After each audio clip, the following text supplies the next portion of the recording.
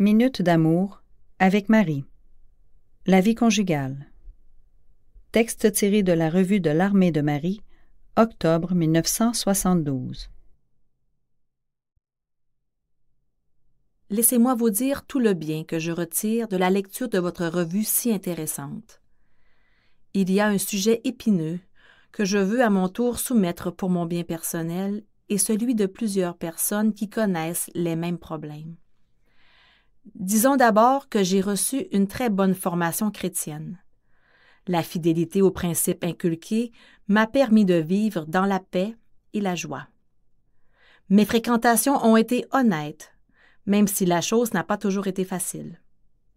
Mon mari a une excellente position et j'ai une bonne santé. Nous avons eu 2 enfants en 5 ans et j'en suis très heureuse. Pourtant, il y a un gros nuage à mon bonheur, nuage qui me torture constamment.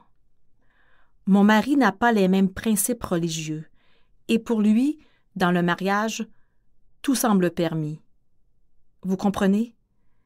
Il exige que les berceaux soient plus espacés et il comprend que je ne veuille pas prendre la pilule, mais il ne veut en rien se contrôler.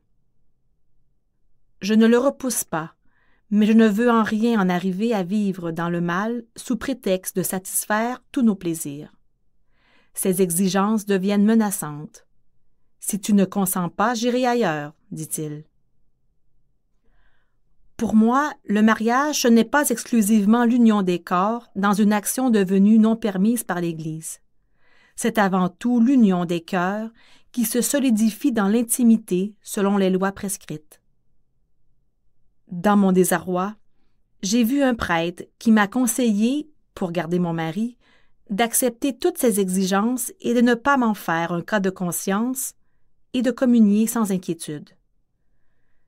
Eh bien, j'ai tenté l'expérience et ma souffrance est plus grande encore, car je ne suis pas capable de communier en cet état.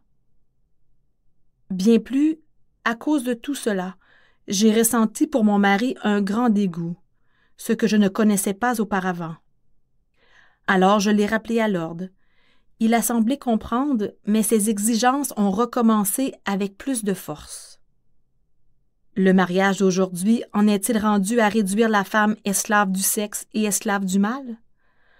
Que faire pour sauver mon bonheur et conserver ma paix? Signé Joanne.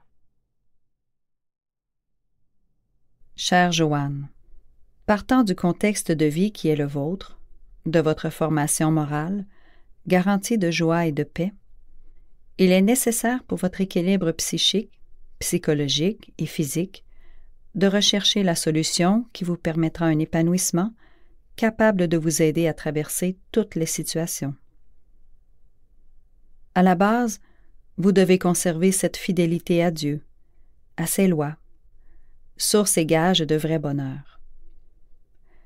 Le mariage chrétien, plus que jamais, est rudement secoué.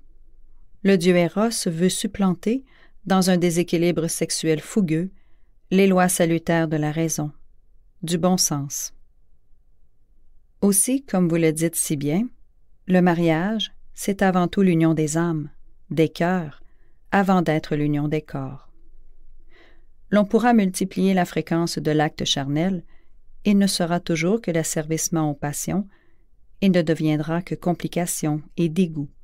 Ce n'est pas avant tout sublimisé dans son but procréateur, tout en sauvegardant l'équilibre et l'idéal spirituel.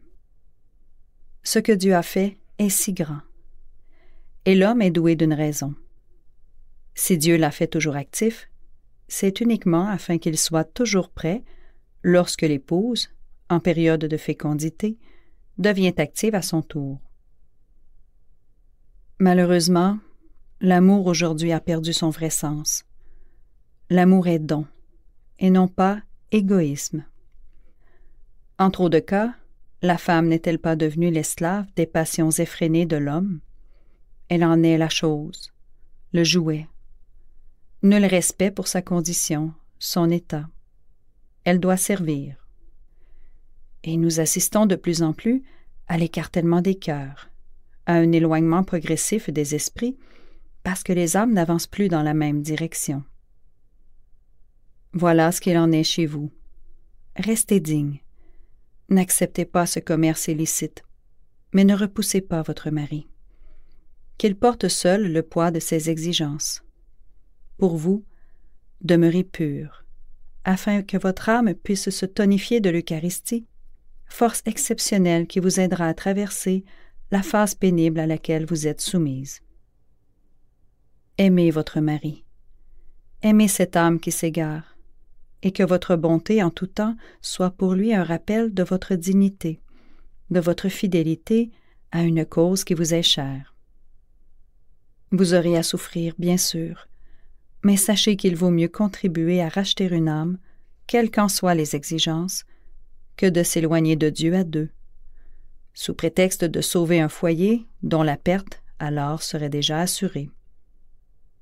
Demeurez la lumière qui éclaire en tout temps, non seulement auprès de lui, mais auprès de vos enfants qui recherchent guide et appui.